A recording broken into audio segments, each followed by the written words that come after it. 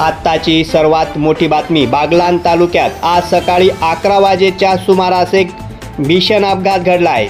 साक्री शिर्डी महामार्गावरील वनोली जवळच्या भंडारपाडा फाट्याजवळ मालवाहतूक ट्रक आणि वॅगनर कारची जबरदस्त टक्कर झाली आहे। मिळालेल्या माहितीनुसार बंगलोरहून कर्नाटककडे बिट्टी घेऊन जाणारा कंटेनर ट्रक ब्रेक फेल झाल्यामुळे रस्त्याच्या कडेला उभा होता। तेवढ्यात मागून येणाऱ्या वॅगनर कारनं जोरदार धडक दिली।